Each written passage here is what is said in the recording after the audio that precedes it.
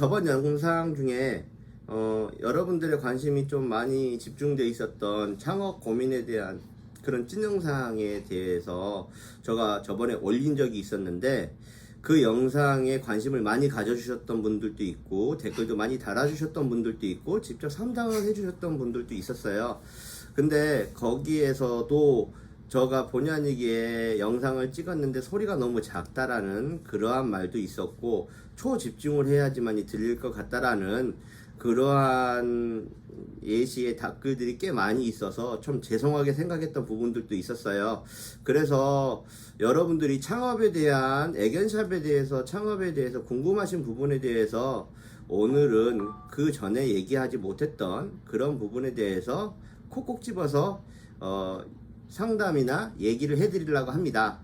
자, 일단은 지금 시국인 만큼 이제 샵을 오픈하고 체리를 하려고 하시는 그런 분들도 있으실 거고, 이미 진행 중이신 분들도 있으실 거고, 그리고 고민을 하시는 분들도 있으실 거예요. 자, 여기서 고민을 하시는 분들, 아직 진행이 안 되셨던 분들에 대해서는 제가 한마디 할게요. 코로나 여파가 사라지고 나서 하시는 걸 추천드립니다. 지금 잘못하시면 크게 후회하실 수도 있으세요. 기존의 자리를 잡고 어느 정도 유지를 하시는 분들도 매출에 대한 타격이 심하다는 점, 이 점 알아두시고요. 일단은 사업이라는 거라고 할 수 있잖아요. 그래서 만만하게 보시면 큰 코 다치실 수 있으십니다. 그러니 막연하게 아직 계획 중이신 분들에 한해서는 당장은 이러한 좋은 정보가 있구나 하고 참고만 하시고요. 실행으로는 바로 하시는 건 좀 무모하다는 점, 이 점 알아두시면 좋겠고요. 자, 그리고 이제 어느 정도 단계가 지나가지고 이제 자리나 자기가 창업을 할 수 있는 그런 금액, 이런 것도 이제 상세하게 알아보시는 분들도 꽤 있으실 겁니다. 물론 애견샵 창업은요, 꼭 애견 미용을 잘하거나 애견 미용의 스타일리스트의 자격증이 없다 하더라도 오픈을 하실 수 있으세요. 그리고 꼭 미용이 아닌 애견샵에 대해서 용품이든 아니면 강아지 분양이든 그런 부분에 대해서도 관심이 있으신 분들이 꽤 많이 있기 때문에 그런 분야에 따라서도 오픈을 전부 다 하실 수 있으십니다. 그래서 꼭 자격증이 없고 미용을 잘하시는 분들도 있겠지만, 자격증이 없다 하더라도 미용하는 데나 아니면 그런 특정 부분에 대해서 애로사항은 없다는 점이고요. 그리고 일단은 자리를 선별하기 전에 대충 어느 부분에 대해서 내가 창업을 할 것이다 라는 막연한 청사진을 그리면서 대충 어느 특정 구간에 대해서 관심 있게 보셨던 분들도 꽤 있으실 겁니다. 그런데 여기서 참고해야 될 건, 허가가 나오기 전에 인테리어를 다 했는데 그 지역이 허가 지역이 아닌 그린 시설 이종 지역이 아닌 그린 시설 일종이라든가 아니면 애견샵을 차릴 수 없는 그런 시설일 경우에는 인테리어 비용을 충분히 많이 드리고 시설비 또한 만만치 않게끔 드렸는데 허가가 안 나와가지고 영업을 못 하시고 거기에 대한 손실이 꽤 크시는 분들도 의외로 있으실 겁니다. 그런데 알아두셔야 될 거는, 사전에 그것도 꼼꼼하게 알아보시는 분들도 분명히 있으실 거예요. 일단은 본인이 마음에 들어하는 자리가 그린시설 2종, 1종과 2종의 차이는 뭐냐면요, 첫 번째 1종은 주거 지역에서 꼭 필수적으로 필요한 시설들이 들어설 수 있는 그런 공간을 그린시설 1종이라고 그러고요. 그리고 주거시설 및 삶의 공간에서 부수적으로 필요한 요소를 그린시설 2종이라고 나눠집니다. 그린시설 2종에서는 동물병원, 애견샵, 각종 다른 분야에 대해서도 들어가는 품목이 분명히 있겠지만, 그 지역이 아니면, 그린시설 2종 지역이 아니면 애견샵이나 동물병원 자체를 창업을 못 하시는 거는 아시는 분들은 다 아실 거예요. 근데 이제 저 채널을 자주 구독을 하시면 영상을 보시는 분들 중에 아직은 거기에 대해서 자세한 걸 모르시는 분들이 꽤 많이 있다고 생각하기 때문에 이렇게 얘기를 해드리는 거고, 마음에 드는 공간이나 그러한 상권에 있는 지역이 그린시설 2종인가 일단 첫 번째로 알아봐야 돼서, 애견샵을 창업할 수 있는 공간이 나오는지도 일단 그걸 제일 먼저 알아보셔야 되고, 그 다음에 인테리어를 들어가도 늦지 않습니다. 그래야지 시설비라든가 각종 허가 규제에 대해서 원활하게 진행을 하실 수 있으세요.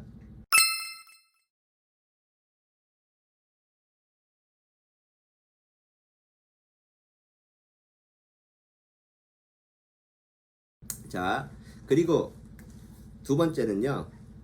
자기가 일단 어느 정도 매장을 차리기 전에 저는 기본적으로 물론 속된 말로 맨땅에 헤딩 하시는 분들도 좀 있어요. 그러면서 시행착오를 겪으면서 나름 자리를 올곧게 잡으시는 분들도 많이 있지만, 첫 번째로 돈으로 살 수 없는 경험. 일단 그 경험이 없으면 시행착오를 꽤 많이 하게 되고, 본의 아니기에 시행착오를 하다 보면 금전적인 손실도 꽤 많이 날 수가 있습니다. 그래서 간접 체험이나마 이렇게 탈은 좀 잘 되어 있는 그런 샵에 가서 일정 기간의 연수나 일을 통해서 직간접적으로 체험을 해보시는 걸 강력 추천해 드립니다.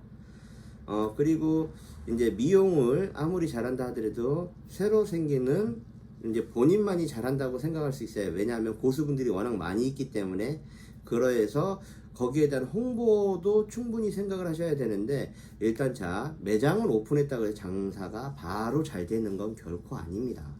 특히 지금 현재 이런 경기로 잘못하시면, 제일 처음에도 얘기했지만 미용 실력이 뛰어나다 하더라도 기존의 미용 고객들은요, 특별하게 자기가 자주 이용했던 우리 애들을 잘 관리했던 그런 샵에서 특별한 큰 실수를 하지 않으면 웬만해서 맡겼던 그 선생님이 있는 매장에서 그렇게 크게 이탈이 되는 부분이 없다고 생각하시면 돼요. 그래서 그런 부분이나 홍보 쪽도 꽤 신경을 많이 쓰셔야 됩니다. 그리고 그 홍보의 효과가 결실을 맺기 위해서는 솔직히 장기적인 투자도 하셔야 되는 것도 생각을 하셔야 돼요. 몸을 움츠리고 그만한 공격적인 마케팅이 아니면 솔직히 살아남기는 힘드실 수 있어요. 이건 듣기 좋은 소리만 하면 도움이 안 될 수도 있기 때문에 보고 싶은 부분만 제가 얘기해 드릴 수는 없는 부분도 꽤 많이 있습니다. 그래서 그 부분도 콕콕 집어서 얘기할 수 있는 거고요. 보통 세세한 것까지는 전부 다 사람들이 얘기를 안 해줄 수도 있어요. 근데 어떤 특정 분야를 하시기 전에 간접 체험을 해보신다는 거, 그거를 꼭 추천을 드리고, 참고로 6개월 만약에 해가지고 진행을 해서 영업을 하게 됐으면 6개월 이상은 솔직히 금전적으로 수입을 가져가시기는 힘드실 수 있어요. 이제 솔직히 모든 장사가 다 그럴 거고 모든 영업이 다 그럴 겁니다. 애견샵에 대해서 막연하게 난 강아지를 좋아해, 아니면은 난 미용을 좋아해. 그런데 그 특정 분야에 대해서 결실을 맺기 위해서는 그만큼의 노력과 시간이 필요하다는 점, 그걸 꼭 알아두셔야 되고요. 그리고 애견샵 창업에 대한 금액은 대충 얼마면 될까라고 하시는 분들이 꽤 많이 있어요. 금액은 솔직히 보증금, 그리고 최소의 인테리어를 할 수 있는, 아니면은 시설에 대해서 자기가 어느 정도 간접 체험을 하셨던 분들에 대해서는 꼭 쓸데없는 거에 대해서는 전부 다 비껴나가시고 나름대로 시행착오를 안 하시는, 그게 바로 이제 경험이라고 할 수 있는데, 거기에 대해서도 상당히 많이 틀려져요. 그리고 일단은 미용을 주로 하시는 분들에 대해서는 개인적으로는 자기가 있어야 되는 미용실에 대한 시설에 대한 편의성 부분에 대해서도 신경을 많이 쓰시고, 또 내가 미용을 함에 있어서도 제일 중요한 그런 포인트 같은 그러한 부분에 대해서도 좀 신경을 꼼꼼하게 쓰시고 자기만의 휴식 공간도 조금 만들어 놓으시는 것도 좋다고 생각을 합니다.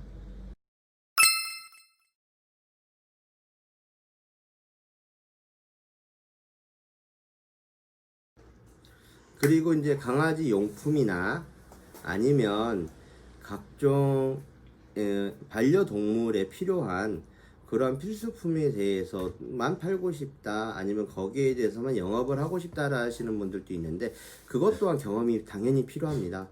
그래서 대형 마트 같은 그러한 애견 시설이 되어 있는 애견 전용 카페나 아니면 용품을 팔고 있는 대형 애견 용품 대형점 같은데 솔직히 개인적으로 아르바이트를 하더라도 왜 일단 창업을 하면요 그 규모가 작든 크든 본인이 가지고 있는 금액을 가지고 금액의 부분에 대해서 사람들마다 다 틀리겠지만 저 개인적으로 생각으로는 전부 다 작지 않은 큰 금액이라고 생각을 합니다.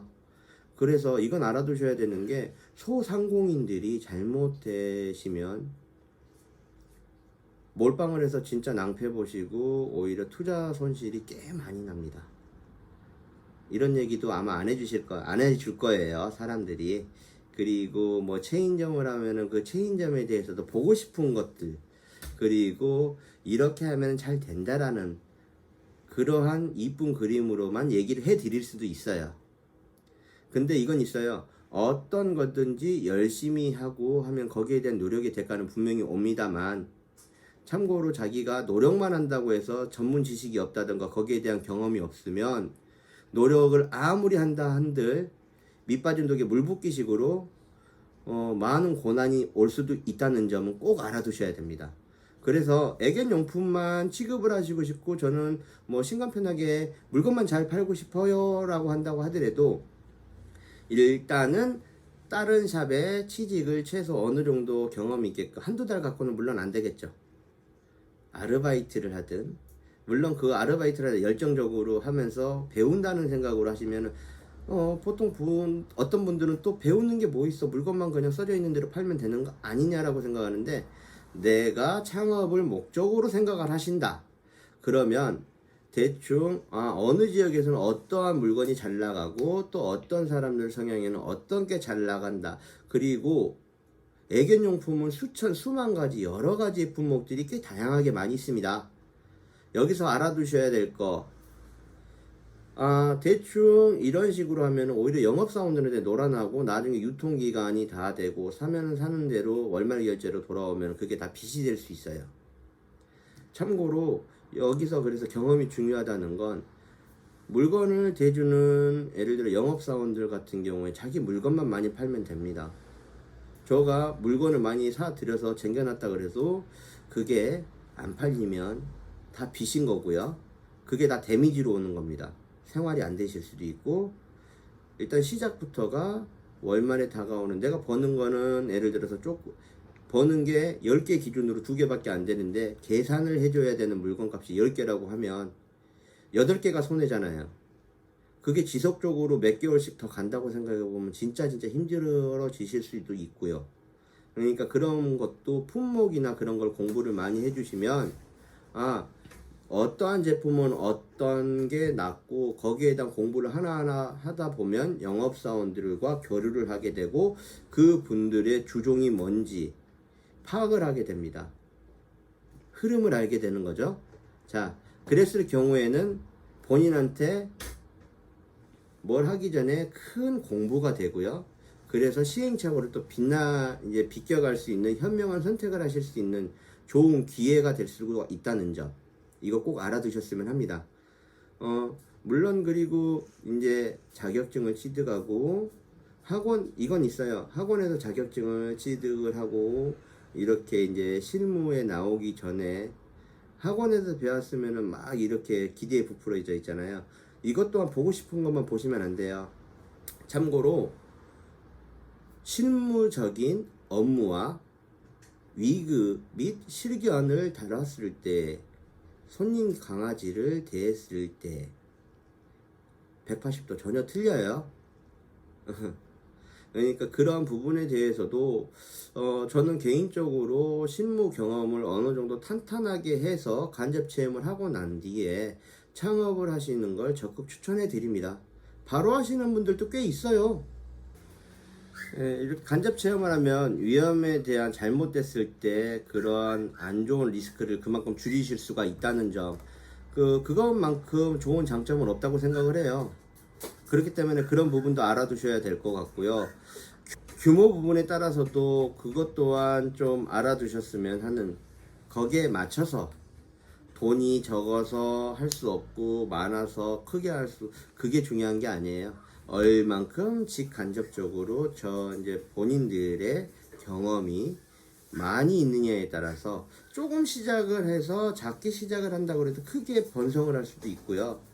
직간접적인 경험이 없어서 아무리 크게 투자를 했다 하더라도 새에 못 이겨서 매달마다 지출액에 못 이겨서 수익이 생기지 않아서 잠비에 옷 젖는단 말도 있고요.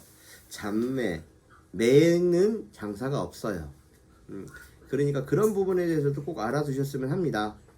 그리고 사업자를 내실 때도 내시고 전에 일단은 간이가세를 할 건지 일반 가세를 할 건지, 그리고 허가를 할 때도 최소한의 이수를 받을 수 있는, 예를 들어 도소매든 강아지 애견 분양이든 호텔링이든 미용이든 이것도 개별적으로 교육을 받고 수료증이 있어야지만이 허가를 받을 수 있는 최소한에 있다 보니 그런 것 또한 이제 세세하게 나오는데 그건 간단한 거기 때문에 그런 부분에 대해서는 네이버로 이렇게 확인해서 동영상을 통해서 소정에 이제 수료를 하고 수료증이 받으면 허가 내오기는 상당히 좀 수월하다는 점, 그런 건 알아두시고, 월세가 작고 목이 괜찮고 시설비가 거의 없다 그러면 진짜 금상첨화겠죠. 그리고 목이 아무리 좋다 한들 주차 공간이 여유치가 않고 세가 비싸고 이동인구가 세에 비례했을 때 수지타산이 나오는가 안 나오는가도 계산을 잘 해주셔야 돼요. 그리고 스타일리스트를 꿈을 꾸고 계시는 분들이라든가 스타일리스트이신 분들이 샵을 운영하실 때 그분들 같은 경우에는 되도록이면 2층이 아닌 1층을 권해드립니다. 왜냐면 아이들을 미용을 맡기려고 애들을 데리고 계단으로 왕복하실 때 견주분들도 많이 불편해 하실 수도 있고요. 차를 타고 주차하기도 좀 난해할 수도 있고요. 그리고 일단 스타일리스트 분들이라도 기본적인 소정의 용품은 파실 거예요. 미용에 대한 샴푸, 기타 등등. 일단은 2층이면 이런 얘기까지 좀 하기는 뭐하지만 도소매 하시는 용품을 이렇게 해주시는 그런 사람들이 그냥 안 들리고 가버리는 경우도 있어요. 아, 여기 이제 막 생겼어. 엊그저께 물건 들어갔어. 이달에는 안 와도 될 것 같아. 일단 봐주고. 왜? 자기가 바쁘고 흐름에 따라서 딱 맞추니까 차 대놓기도 어렵고 2층까지 올라가야 돼. 특히 용품이나 사료 같은 경우엔 큰 사료 같은 거는 막 몇 푸대씩 갖고 올라가 왔다 갔다 하기도 상당히 번거롭다 보니 많이 꺼리게 돼요. 견주님들도 마찬가지예요. 미용을 맡기러 갔을 때 강아지가 계단으로 내려가다가 발을 삔다든가 골절이 될 수도 있어요. 일단 2층이면 좋은 점은 새가 싸다는 거 말고는 큰 거는 없는 것 같아요. 일단은 1층이 괜찮다는 거. 그리고 스타일리스트 분들도 방금 얘기를 했지만 스타일리스트 분들 같은 경우 1층에서 뭐 자리가 좋고 안 좋고가 중요한 게 아니고 일단 자리가 안 좋아도 주차하기 편하고 새만 싸면 자기가 미용을 어느 정도 잘하고 케어도 잘 된다라는 그런 입소문만 퍼지면 멀리서도 와요. 그러니까 그런 부분에는 크게 생각을 안 하셔도 될 것 같습니다. 세세하게 얘기 못한 부분도 꽤 많이 있지만 저번에 영상에서 저에 대해서 관심을 많이 가져주시고 이것저것에 대해서 궁금하셨던 분들도 있지만 목소리가 많이 잘 안 들려서 답답해 하셨던 분들이 의외로 많이 있으셔서 그 점에 대해서는 다시 한번 죄송하게 생각하고요. 그래서 현실적으로 있을 때 꼭 필요해야 되는 거 그리고 주의하셔야 되는 거에 대해서 간단하게 얘기해 드렸습니다.